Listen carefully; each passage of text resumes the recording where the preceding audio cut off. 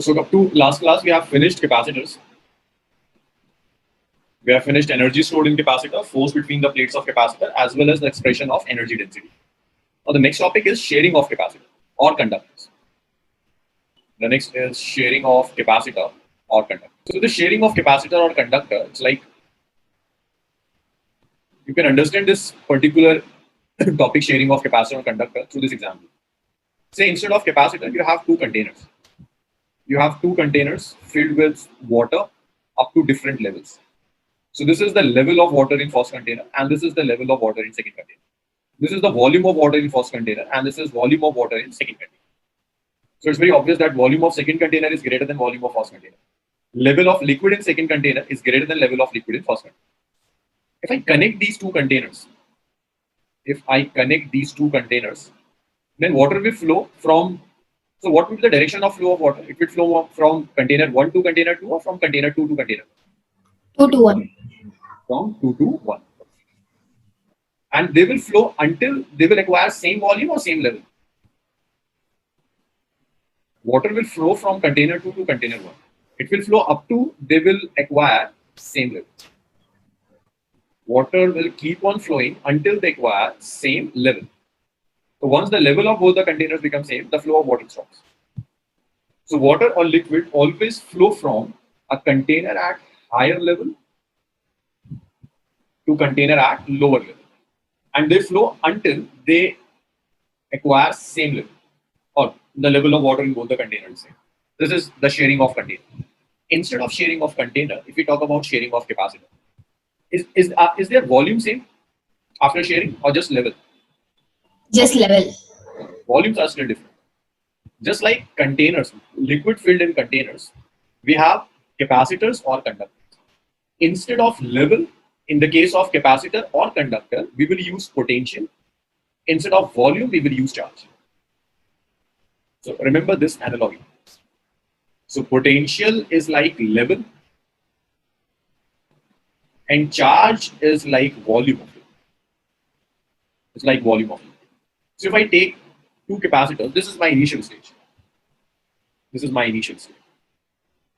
I take two capacitors.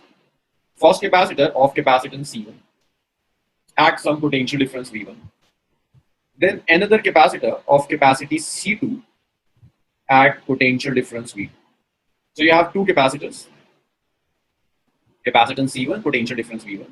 Capacitance C2, potential difference V2.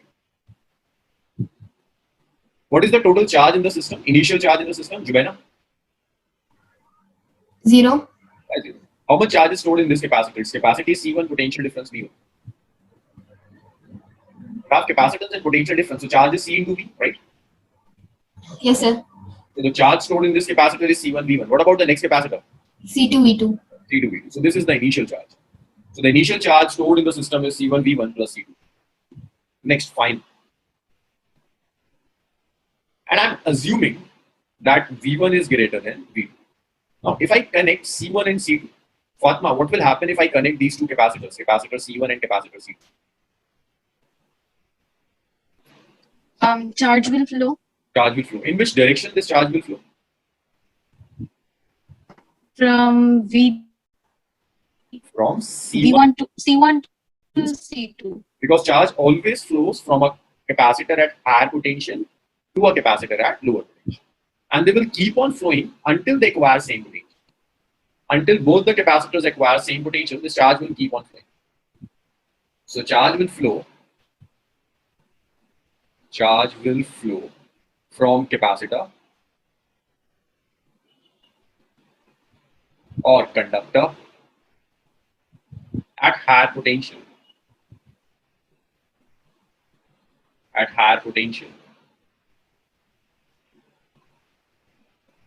to lower potential until they acquire same potential.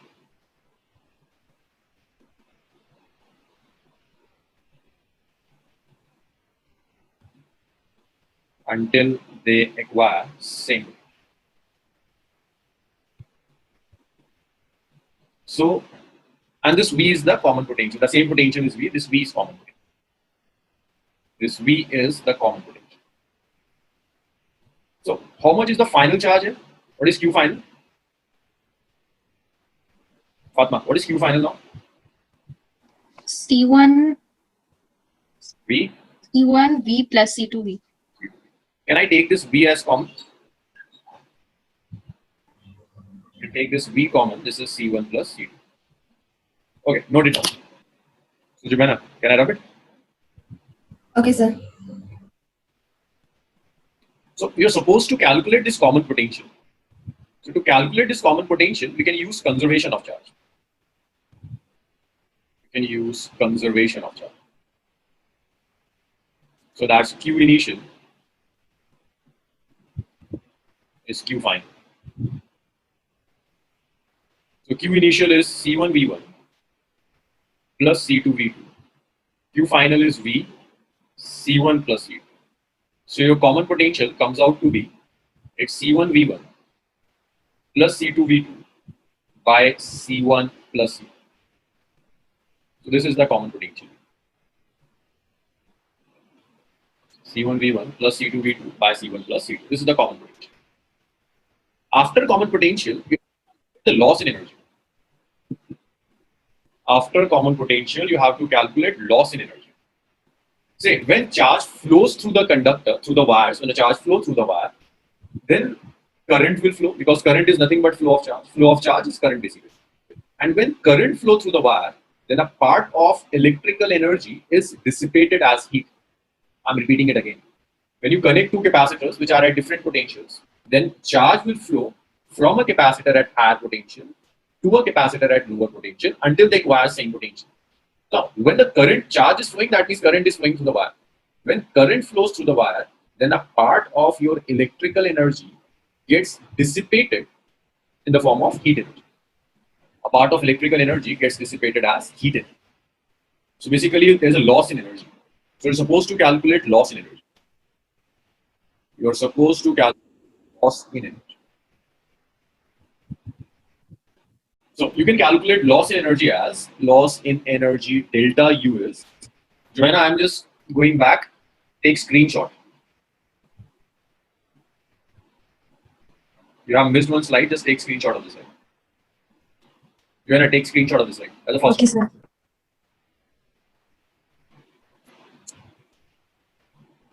So can I erase it? Yes, sir. I took. So if we use conservation of charge, then the common potential is this C1 V1 plus C2 V2 by C1 plus C2. Next, we have to calculate the loss in energy.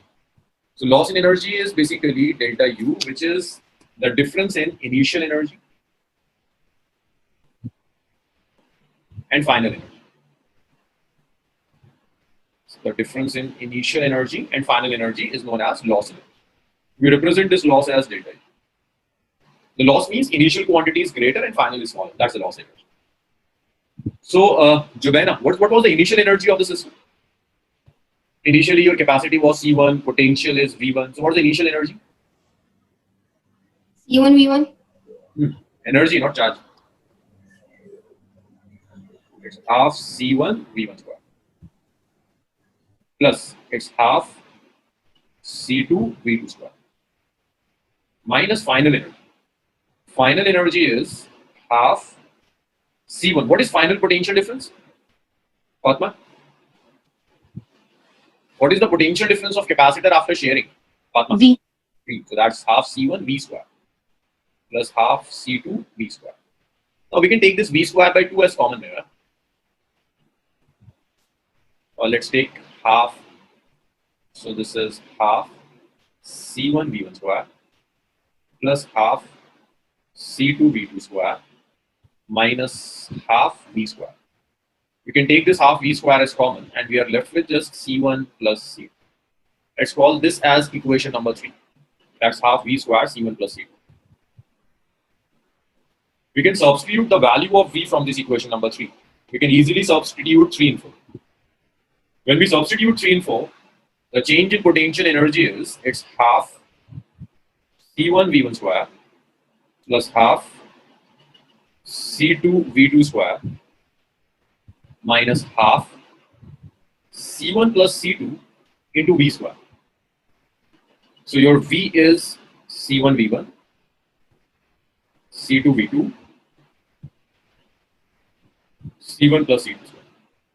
So that's change in potential energy. Half C1 V1 square, half C2 V2 square minus half C1 plus C2 and this. So the change in potential energy is it's half C1 V1 square. Okay, I don't have much space now. Just wrote it down. Any doubt up to this point?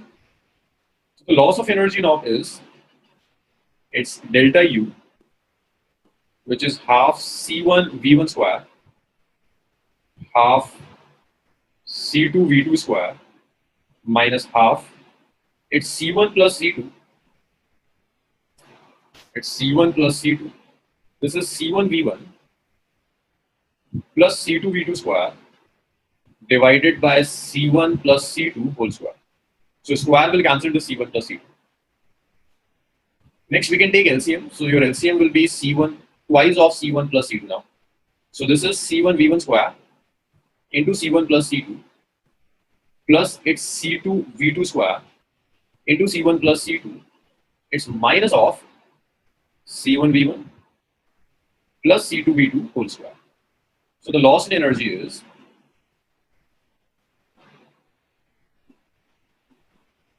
it's C1 square V1 square plus C1 C2 V1 square C1 C2 V2 square plus C2 square V2 square minus, let's open this whole square, so it will be C1 square V1 square minus C2 square V2 square minus 2C1 C2 V1 V2 divided by twice of C1 plus C2.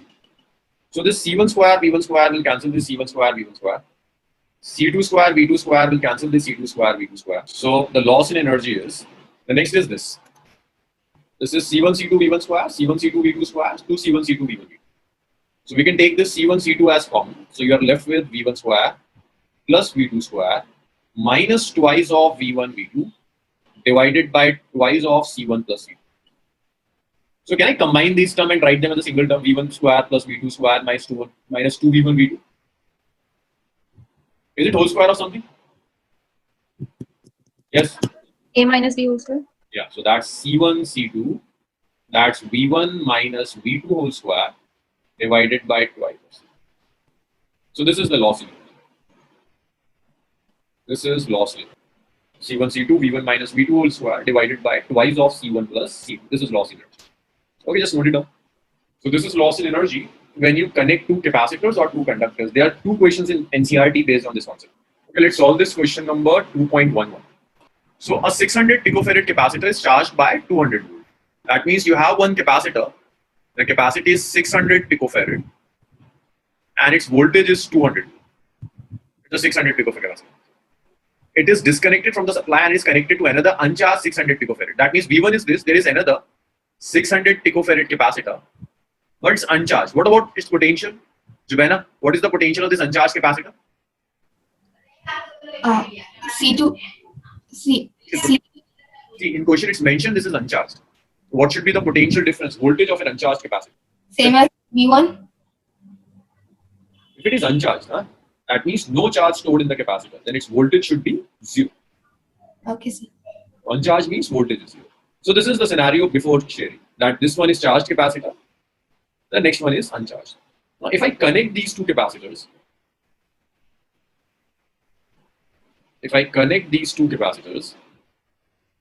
then charge will flow until they acquire a common potential. So what is the common potential? How to calculate common potential? Johanna, would you try? How would you calculate the common potential V? Johanna. I think it's C1 V1 plus C2 V3 Yeah, that's C1 V1 plus C2 by C1 plus C2. over C1 plus C2. So your C1 is 600, V1 is 200. Since V2 is 0, so it comes out to be 0. But we have to convert unit. So let's do unit conversion. So your C1 is 600 picofarad. 1 picofarad means 10 raised to the power minus 12 farad. C2 is again 600 picofarad, 600 into 10 raised to the power minus 12 farad. If I substitute these values here, so this is 600 into 10 raised to the power minus 12 multiplied by V1, which is 200 plus 0. then this is 600 into 10 raised to the power minus 12 plus 600 into 10 raised to the power minus 12. So this is 600 into 200 into 10 raised power minus 12. This is 600 into 10 raised power 12 plus 600 into 10 raised power 12. So that is 1200 into 10 raised power minus. This gets cancelled out. 600 will cancel this 1200, it's 2. It gets cancelled out, it's 100. So the potential difference comes out to be 100. That's the common potential. But it's asking about how much electrostatic energy is lost in the process. So the formula for loss in energy, we have derived it. Formula of loss in energy. Fatma. C1 C2 into V1 minus V2 by 2 C1 plus C2. Square, right? Yeah. C1, C2. Just substitute these values here and get the value of loss in energy. Though he haven't asked about the common potential, but we have calculated common potential. Now substitute the values of C1, C2 here and try to calculate the loss in energy. Just substitute all values here. Answers just calculate the loss in energy in this case. Oh, sorry, in denominator it's C1 plus C2.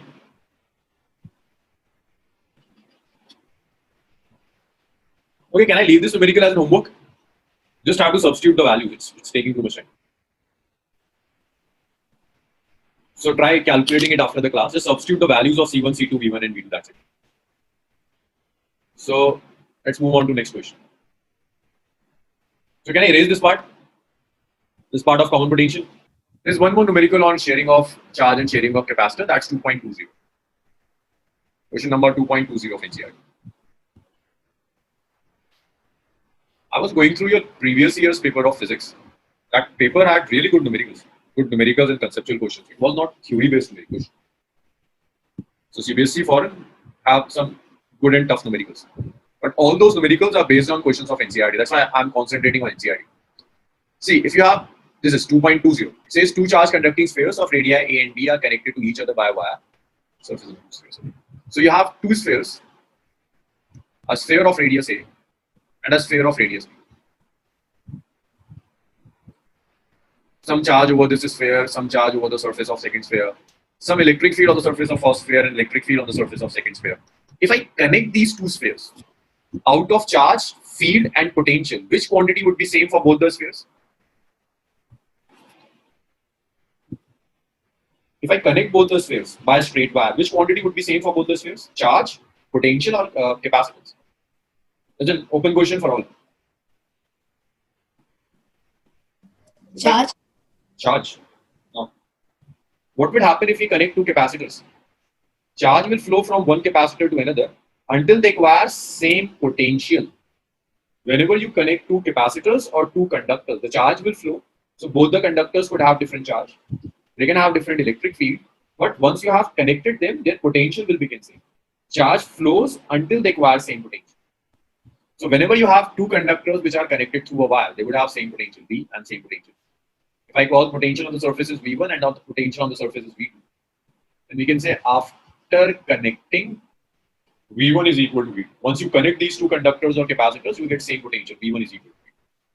You can easily calculate V1. V1 is Q1 by 4 pi epsilon naught A.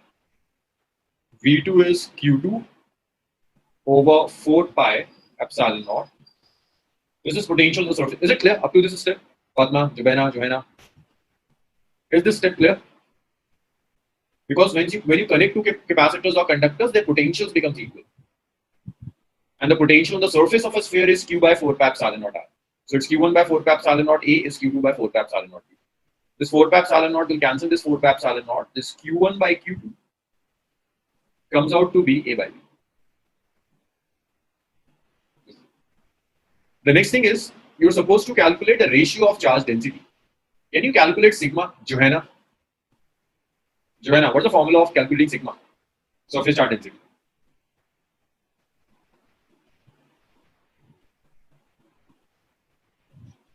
Q by A. Yes, Q by A. So that's the charge on the first sphere is Q1. What's the area of the first sphere? Johanna? Surface area of the sphere. Pi R square. The sphere, not a circle.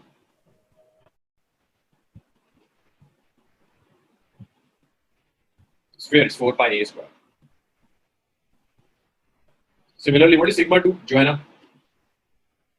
Q2 by 4 pi b square. 4 pi b square. Great. Now, if I take ratio of sigma 1 and sigma 2, sigma 1 is q1 over 4 pi a square. Sigma 2 is q2 over 4 pi b square.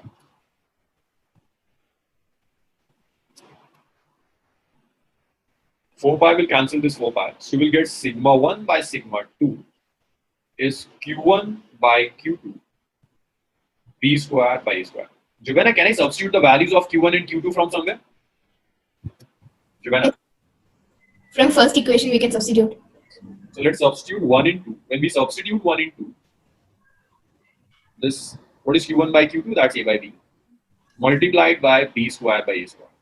So this a square will cancel a, b square will cancel b. So your sigma 1 by sigma 2 comes out to be b by a. So that's equation number.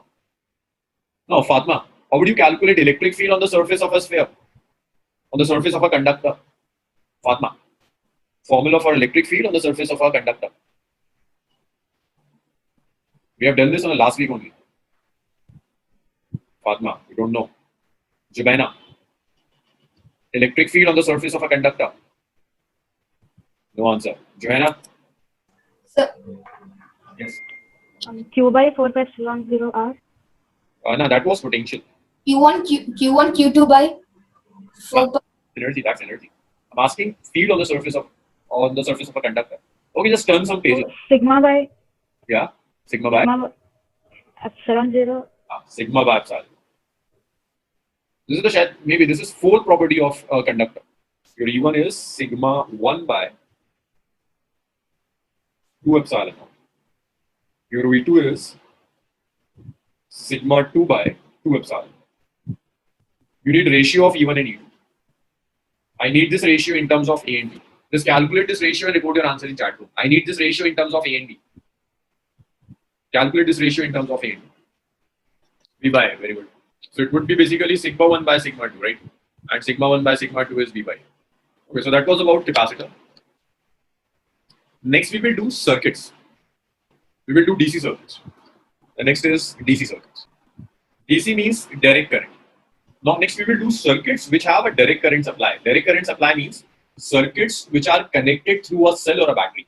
Currents are of two types, direct current and alternating current. The example of source of direct current is cell or battery. The example of alternating current is the current that comes in your electronic circuits in your home. The current that comes in your home circuits are basically alternating current. First, we will concentrate only on DC circuits. We will do two types of circuits on DC current. The first one is series and parallel combination of resistors. The first one is series and parallel combination of resistors.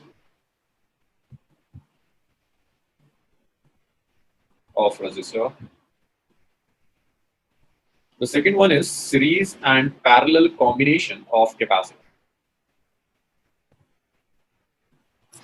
So we'll concentrate on these two topics, series and parallel combination resistor as well as capacitor. So both have almost same type of questions. Each and every question that you will find in capacitor is also in resistor. So we'll do both the topics simultaneously. This is given in NCERT in chapter number 2 and this is given in NCERT in chapter number 3. So we'll cover both simultaneously. So just note the name of these topics. So before starting this series and parallel combination of capacitor or resistor, there are some basic rules of circuit, rules of solving circuits. The first rule is division of current. You have done this series and parallel combination in class 10th. This was in class 10th syllabus, yes or no? In class 10th, most of the numericals that you came across in series and parallel combination, so you could, in class 10, you can identify series and parallel by just looking at the geometry. By just looking at the problem, you can decide whether your resistors are in series or in parallel. But in class 12, the type of problems you have, you can't decide series and parallel just by looking at the geometry. To decide series and parallel, you should know the division of charge and division of voltage. Series and parallel we will decide through charge and voltage. So the first thing is you have to decide how a charge divides in your circuit.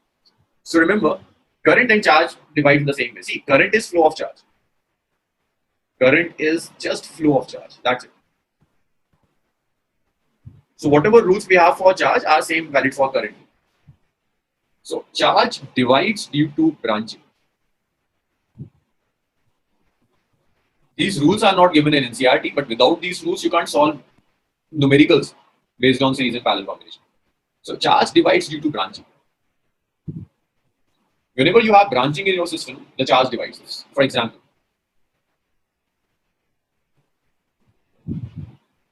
say you have a straight wire. There is no branching in this wire. So if a charge Q passes through this point, the same charge will pass through this point. So charge will not divide. Charge does not divide. Which means if I connect two capacitors in this way, you have two capacitors, a capacitor C1 and capacitor C2. There is no branching from C1 to C2, only a single wire. Which means charge in both the capacitors will be same. Same charge in both capacitors. Same charge will store in both capacitors. In both capacitors. So we'll have same charge in both the capacitors. But if your wire have branching, like this is your wire,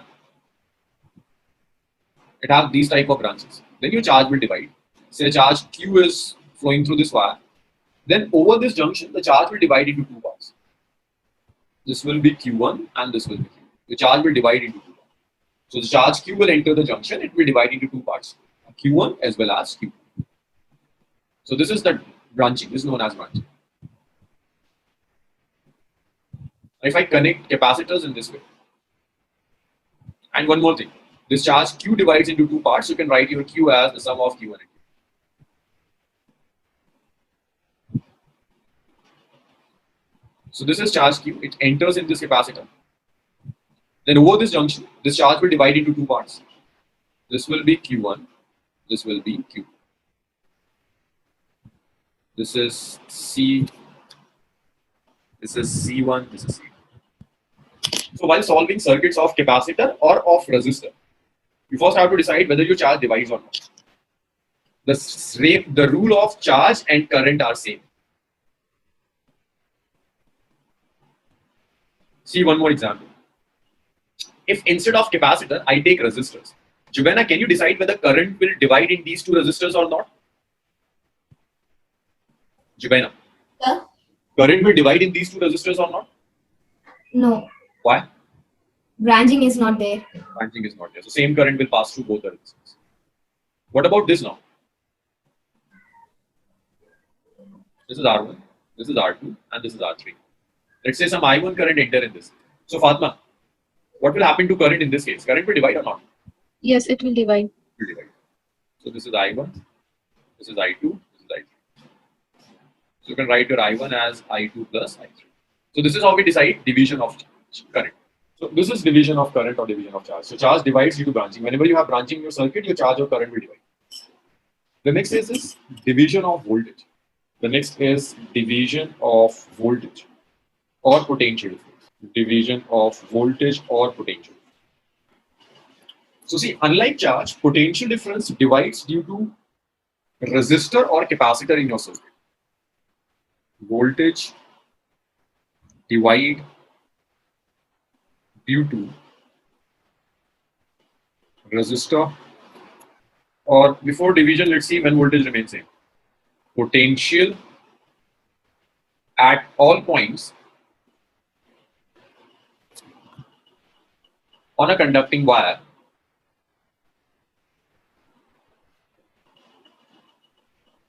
is same. So if you have a conducting wire,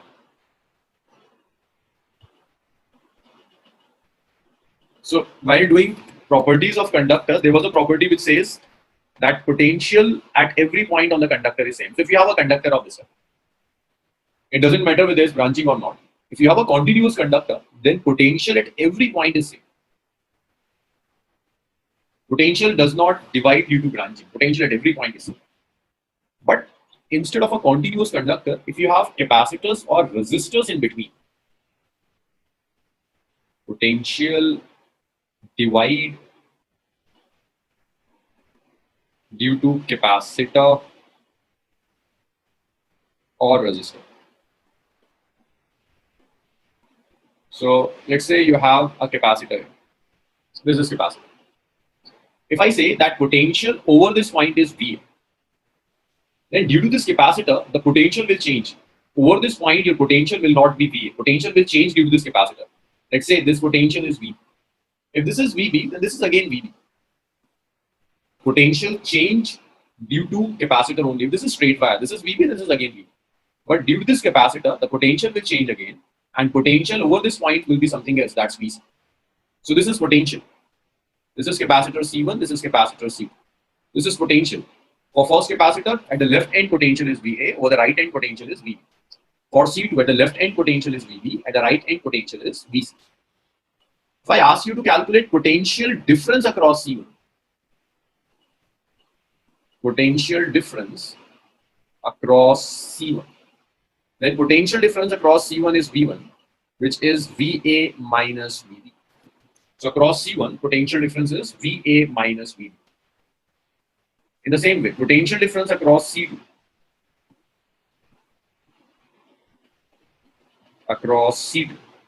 let's write this as V2. So, Jubena, what is the potential difference across C2? Fatma, what is potential difference across C2? Sorry, sir. I forgot to unmute it. Okay. What is potential difference across C2? VB minus VC. It's VB minus VC. So, both have different potential difference. So, whenever you have capacitors or resistors in your circuit, then potential will divide. Potential get divided. Okay, just note it down. I'm giving you a simple circuit. Just have to decide whether current divides or not and voltage divides or not. So, it's the first circuit. You have two resistors. Some current I is moving from it. So, Johanna, same current will flow through these two resistors or different current? Johanna, same current will flow through these two resistors or different currents? Different currents. Different currents, right? When a current I enters here, it gets divided into two parts. So, from R1, some current I1 flows through it and I2. So, can you guess what about the potential difference? If I say that potential over this point is VA and potential over this point is VB. So V1 is VA minus VB. So Johanna, can you guess voltage across R2? Johanna, can you guess voltage across R2? In R2 also it will divide, right? Sorry? In R2 also it will divide, right? What will divide? Voltage will divide. Yeah. Okay, see here. This is the potential over this point is VA. So this point and this point. Is there any resistor in between these 2 points? Joanna? Is there any resistor in between these 2 points? No. So if there is no resistor between these 2 points, which means these 2 points are at same potential. So if this is VA and then this is again VA. Okay. So can it be VA? Or there is resistor here? Yes, there is. So it will be VB. Can't be VA now. But if this is VB, and these 2 points are connected by a conducting wire, there is no resistor or capacitor in between. If this is VB, then this is again V. So Joanna, what is V2? Voltage across V2? R2. VA minus VB. So is it same or different? Same. Same. So voltage is same, but current divides. Let's do one more example. So let's say this is resistance R1, this is resistance R2.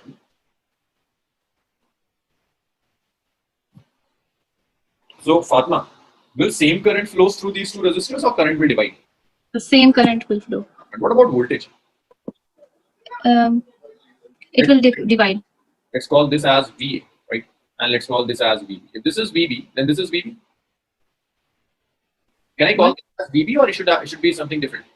No, it should be VB only. It could be VB. No, this will be VC or something. VC or something. So what about the voltage across first one? VA minus VB. VA minus VB. So that's, we call this as VB. And this one? VB minus VC. So this is what we call parallel combination. If you have 2 resistors in a way that voltage across both the capacitors is same, then you would say these resistors are connected in parallel. And if you have 2 resistors so that current in both the resistors is same, then you would say that these 2 resistors are connected in series. Just like resistors, you can even have capacitors. If you have 2 capacitors in this way, then again charge will divide, but voltage will remain same. So from now onwards, I will expect, just by looking at the geometry of the system, you can decide whether charge will divide or not. So in this particular case, charge will divide, these 2 will have different charges, but voltage will remain same. For both the cases, voltage will be same. Similarly, in these type of configurations, charge will remain same, Both will have same charge, but yes, voltage will divide V1 and V2. Jubena, we can generalize this thing for any number of charges. No, sir. My question is, what if there are more than two charges? So will it be parallel itself? Their potential will be same. Yeah, if voltage is same, no matter how your charge divides, if your voltage is same, then all those capacitors or all those resistors are in parallel. It's like if I have some R1, R2, R3, R4. In all these four resistors, voltage is same, divides. You can say that all four are connected in parallel. This is how we decide series and parallel combinations. Afroza, you have missed some basics of circuit. I'm starting series and parallel combination. I'm starting series and parallel combination of resistors and capacitors. We will do both the circuits simultaneously, capacitors as well as resistors. First, we will learn how to solve series and parallel combination of capacitors. Then we will do series and parallel combination of resistors. Sure, Afroza. Afroza, but you can continue from this topic. This is a fresh topic. You will understand. So series and parallel combination of capacitor. First starts with series combination. So you have capacitor C1, C2, Cn. You have n capacitors C1, C2, and Cn. They all are in series. I connected these capacitors to a cell of EMF E. E is the EMF of the cell. Now, since there is no branching in the circuit, that means charge stored in each capacitor would be same, but voltage will divide. So this EMF of cell will divide into n parts. So we can write that in series combination,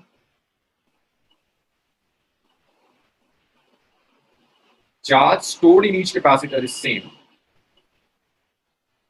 Charge stored in each capacitor is same.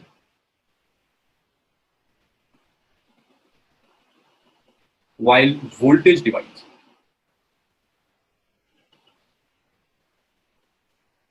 And voltage divides C. V is Q by C. So voltage divides as inversely proportional to capacitance. That means capacitor having maximum capacitance will have minimum voltage drop across its. V will divide inversely proportional to capacitance. Remember this. So in the circuit, your first motive is to calculate C equivalent. C equivalent means if I want to replace all these n capacitors by a single capacitor. So you have n capacitors, C1, C2, Cn. And I want to replace all these n capacitors by a single capacitor. That single capacitor is known as C equivalent.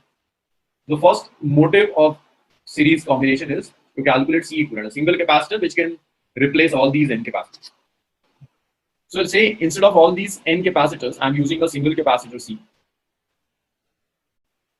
And I connected this C equivalent to the cell of EMF.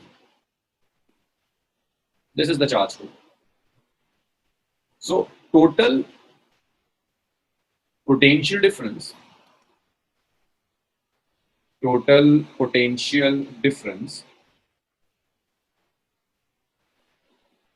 across the circuit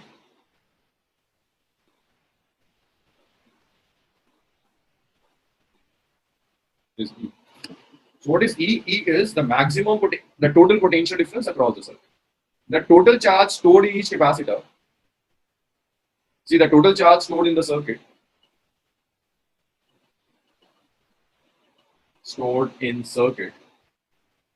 is Q. We can calculate Q. Q is the product of C equivalent and EMF. This is what we did in capacitance. That charge is capacity into voltage. So the total charge stored in the circuit is the total capacity of the circuit multiplied by total EMF of the circuit. So this is the expression of total charge Q, which is C equivalent multiplied by.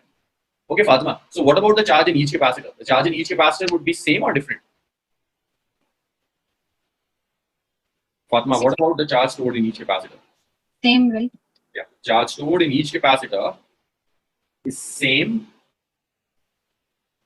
as that of total charge. Charge stored in each capacitor is same as that of total charge.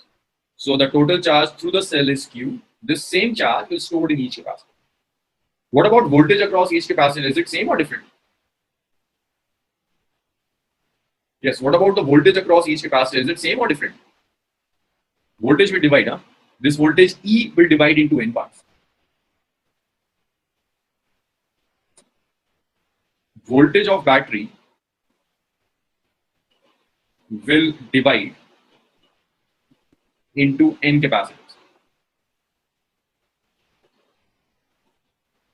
Okay, just note it down.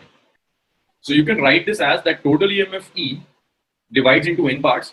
So this E is V1 plus V2 up to Vn. See, Q was C equivalent into E, so we can write this E as Q by C equivalent.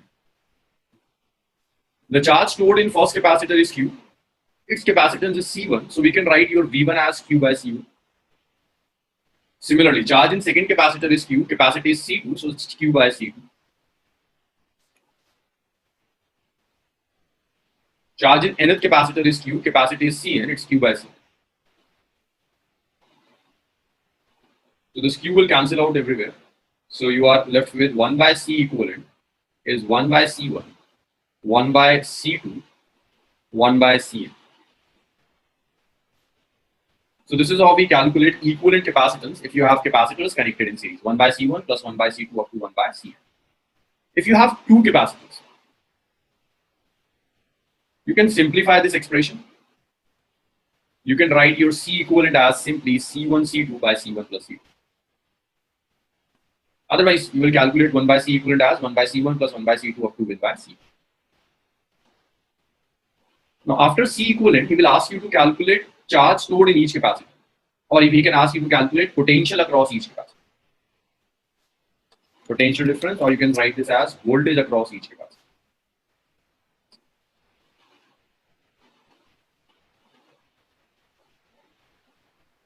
Say voltage across each capacitor. So first capacitor, the voltage V1 is Q by C1. For second capacitor, your voltage is Q by C2. For nth capacitor, your voltage is Q by C. And charge stored in each capacitor is same, which is equal to total charge. Charge stored in each capacitor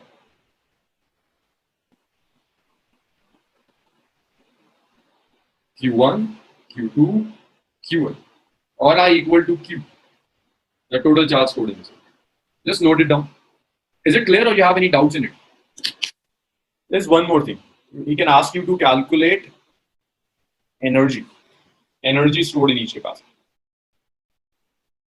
Energy stored in each capacitor. So what's the formula of calculating energy in a capacitor, Afroza? What is the formula for energy stored in capacitor, Afroza? Formula for energy stored in each capacitor. The simple formula of energy in capacitor.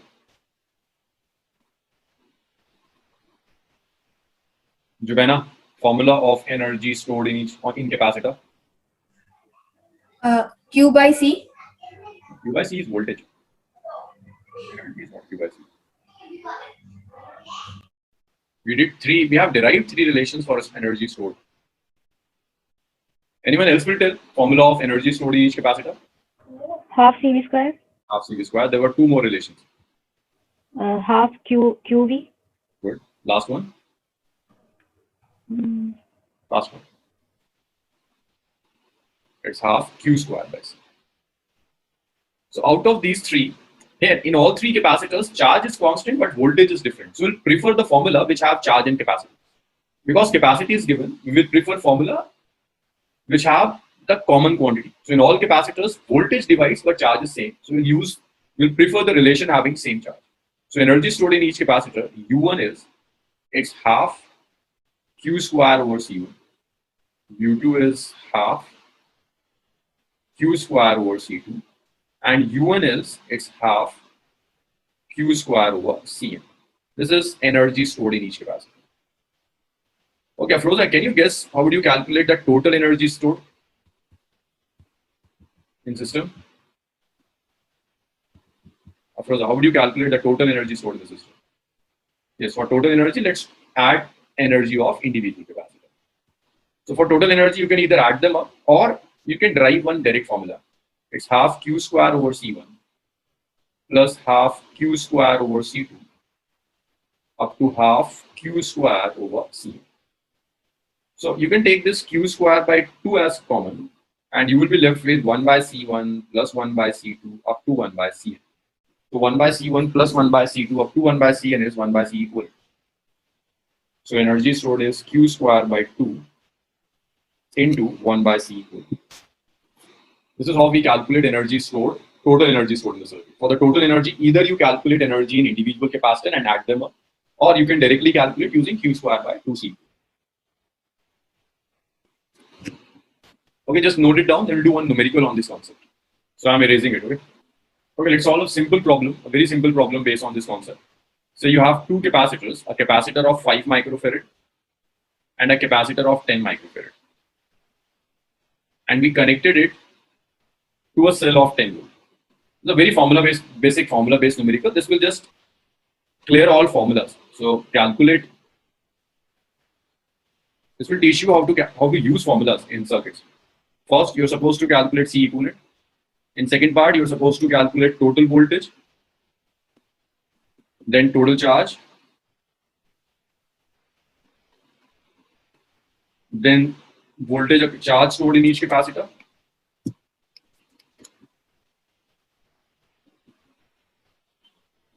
charge stored in each capacitor,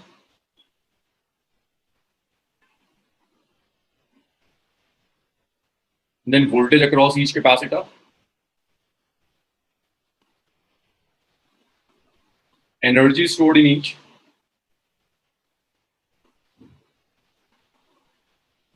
and last, total energy stored in the circuit.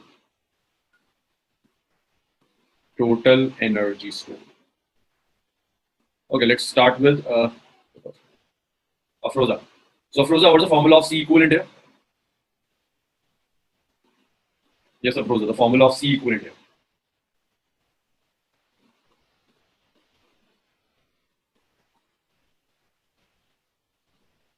Not Q by V, no. For two capacitors, you can calculate C equivalent as C1 C2 by C1 plus C2. Just keep on substituting the value. C1 is 5, C2 is 10, so it's 5 plus 10, it's 50 by 15, so it's 10 by 3 microfarad. That's the first part of the question. In the second part, Fatma, what is the total voltage across the circuit? Fatma. Q square by 2 Total into 1. voltage, not energy. Total voltage.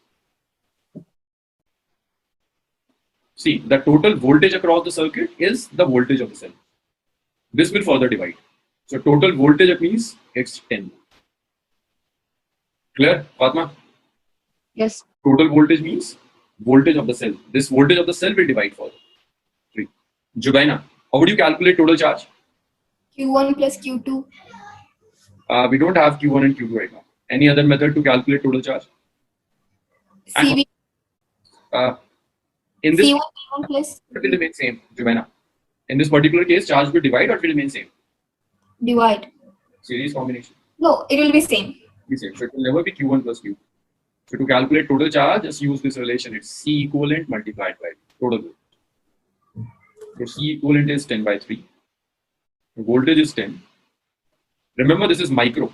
So it will be microcoulomb.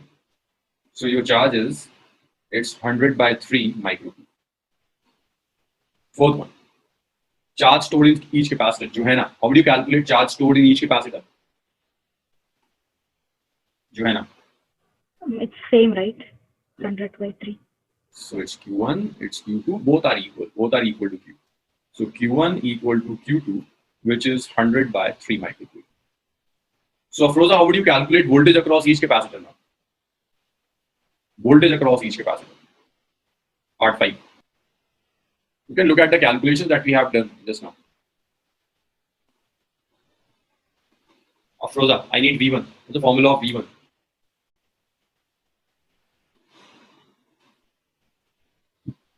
Just turn some pages, you will get.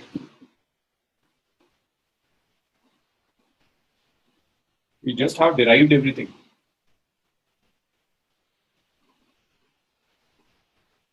Okay.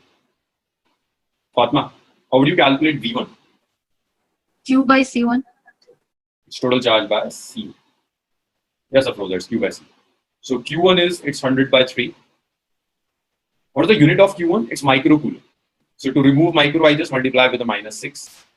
Then C1. How much is C1? C1 is 5 microfarad. 5 into 10 raised to the power minus 6. So it gets cancelled out. So your V1 is, it's 100 by 15. So this is V1, which is 100 by 15. Similarly, you can calculate V2, which is Q by C2. So it's 100 by 3, 10 raised to power minus 6 into V2. V2 is 10. So that's 10 into 10 raised to the power minus 6. It gets cancelled out. The 0 will cancel the 0. So your V2 comes out to be 10 by 3. Okay, Juvena, can you guess what would you get if you add V1 and V2? What should be the sum of V1 and V2? Juvena, Yes, sir. what should you get if you add V1 and V2? 60 by 3, so 20. 20 volt. 20? Yeah. Or it should be 10. See, the total voltage across the circuit is 10 volt. So this 10 volt get divided into these two. So if I add V1 and V2, I should get back the same 10 volt. You can check it. Okay, I don't have a space now. The first check that V1 plus V2 is equal to 10, and then we will calculate energy stored in each capacitor and total energy stored in the circuit. Note it down and then try to add V1 and V2. We should get back 10. So for V1, we can make it into smaller digit, right? Like 20 by 3. Sir, Yes. I didn't understand why you multiplied 10 into 10 to the power minus 6. Okay. It's because the SI unit is coulomb. This is in microcoulomb. So convert microcoulomb into coulomb by multiplying with 10 raised to minus 6. Similarly here, your capacity is microfarad. To convert that microfarad into farad, I'm multiplying with 10 raised to minus 6. Although they cancel out each other, but it's a better way to solve the miracle, to keep everything in a side. So did you add V1 and V2? yes, sir. What you are getting? 30 by 3, so 10. 10. Good. So total velocity voltage V is, if I add V1 and V2, it would be, it's 100 by 15. So basically that's 20 by 3 if I divide it by 5. So it's 20 by 3 plus 10 by 3, which comes out to be 30 by 3. If I cancel out 10, then it comes out to be 10. And it should be 10 volt because the voltage of battery get divided into two parts. So if you add voltage across 5 and 10 microfarad, your end result would be 10 volt. Next is energy stored in each capacitor. So Juvena, how would you calculate energy stored in each capacitor? Q square by 2C1 for first one. Q square by 2C1, right? So that's part number 6. So it's Q square by 2C1. So how much is Q1? Q is 100 by 3 into 10 raised to the power minus 6 square by twice of C1. C1 is 5 microfarad. 5 into 10 raised to the power minus 6. So that's U1. So your U1 is, it's this will be 10 raised to the power minus 4 by 3. So that's 10 raised to the power minus 4 by 3 into 10 raised to the power minus 4 by 3 into 2 into 5 into 10 raised to the power minus 6. So U1 will be, it's 9 minus 8. 2, 5, 10. 10 into 10 raised to the power minus 6, which is 10 raised to the power minus 5. You can take this minus 6 in the numerator. So it's minus 8 plus 6 by 9. So energy stored is 10 raised to the power minus 2 by 9.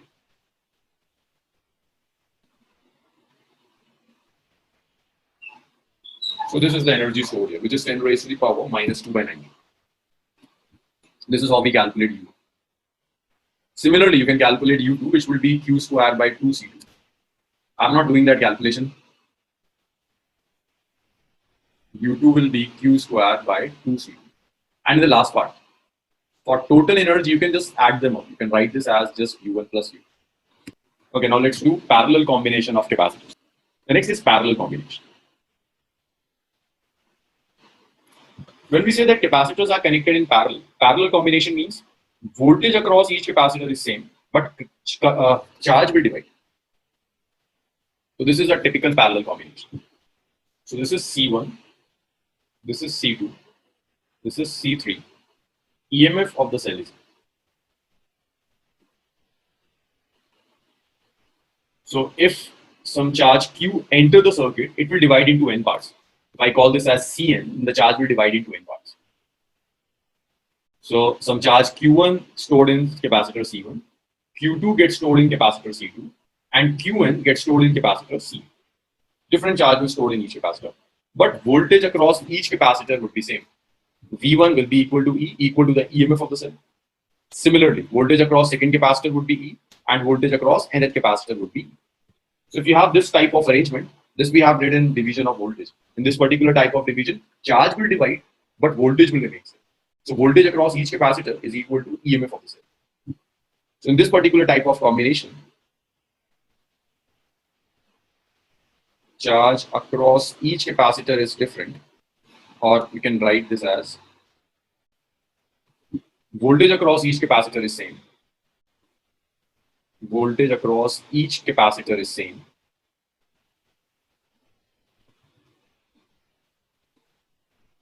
But charge divides.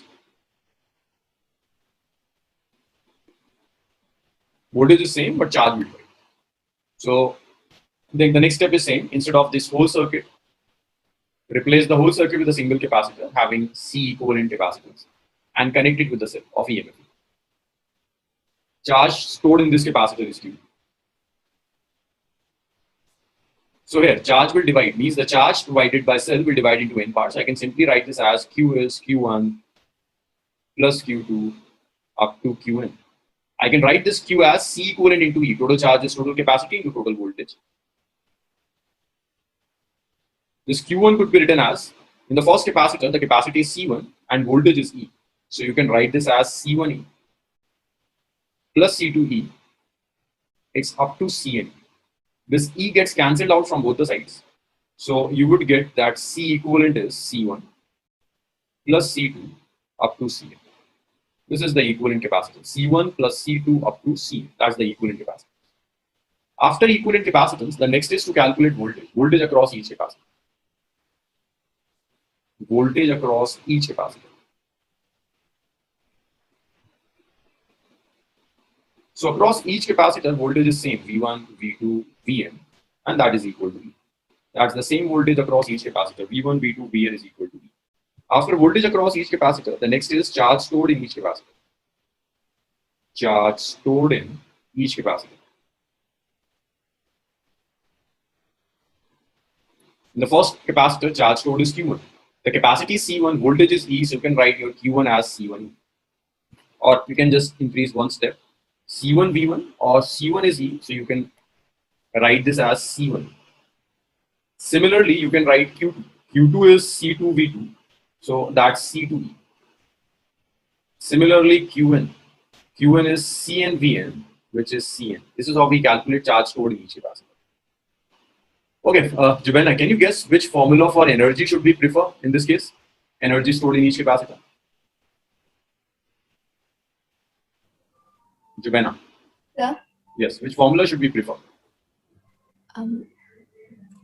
1 by 2 C1 V1 square. Yeah, C1 V1 square. And your V1 is equal to E. So we can write this as C1 E square. Since voltage across each capacitor is same, so we'll prefer relation having voltage. It's half C2 V2 square, which is half C2 E square. Similarly, it's Un, which is half Cn Vn square, which is equal to half Cn E square. So this is how we calculate energy stored in each capacitor. Half C1 E square, half C2 E square, half Cn square. So the last is to calculate total energy. I'm erasing it. So total energy is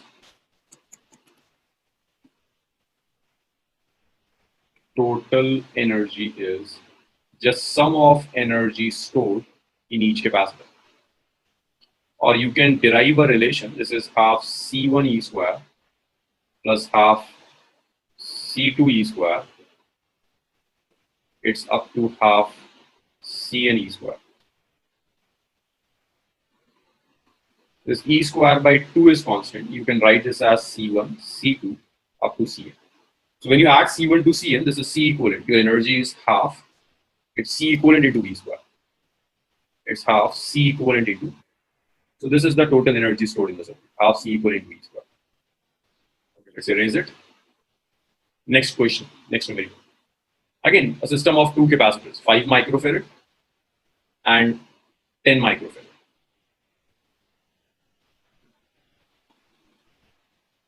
And it's connected with a battery of 10 volt.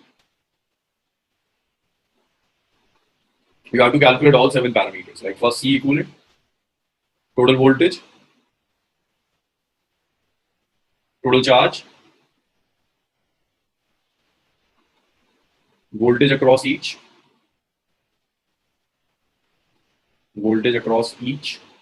charge stored in each,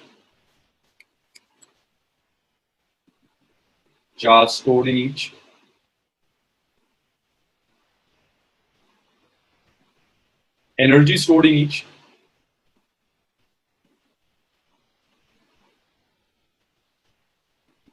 total energy stored.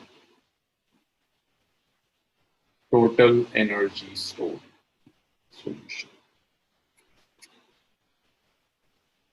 First part. Okay, let's start with Afroza. Afroza, what is the C equivalent in this case? C equivalent. That's C1 and this is C2. Afroza, how much is C equivalent? C equivalent is C1 plus C2. C1 is 5, C2 is 10, C equivalent is 15 microfarad. That's C equivalent. It's 5 plus 10, this is 15 microfarad. Second part. After C equivalent, the next is total voltage. So Fatima, what is the total voltage across the circuit? 10. 10 volt. Jabena, what is the total charge stored in the circuit? Q1 plus Q2. Or any other method? C1 V1 plus C2 V2. Any other? C1 E plus C2 E. C equivalent V. You can directly calculate it using C equivalent V. Total charge is total capacitance into total voltage. So total capacitance is 15. So it's 15 into 10 raised power minus 6 into total voltage is 10. So total charge is 15 into 10 raised to the power minus 5. This is the total charge stored in each capacitor. After total charge, the next is voltage across each capacitor. So voltage across the first capacitor is it's Q by C1. Or no need to calculate it. In parallel combination, voltages are equal. So V1 is equal to V2 is equal to E equal to 10. Fifth part, charge stored in each capacitor. Joanna, how do you calculate charge stored in each capacitor? C1 Q1 equal to C1 V1. That is C1 V. So C1 is 5 microfarad. So 5 into 10 raised power minus 6 into 10. So that's 5 into 10 raised to the power minus 5 coulomb. Similarly, you can calculate Q2. Q2 is C2 V2. So C2 is 10 into 10 raised to the power minus 6 into V2. V2 is 10. So 10 raised to the power minus 4 coulomb. That's Q1. Part 6. You need energy stored in each capacitor. So it's U1, which is half C1 V1 square. So this is half C1. C1 is 5 into 10 raised to the power minus 6 into V1, which is 10 square. So it comes out to be 2.5 into 10 raised to the power minus 4 joule. Similarly, you can calculate U2, which is half C2 V2 square. And you can calculate total energy just by adding them, U1 plus.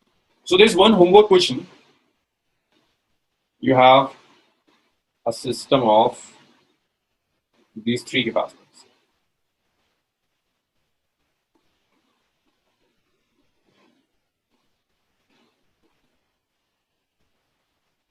This is 10 microfarad. This is 10 microfarad. This is 5 microfarad. I call this as C1, this is C2, and this is C3. And this battery is of 10. Just like the previous questions, you have to calculate all 7 parts, everything, like right starting from C equivalent to energy, everything.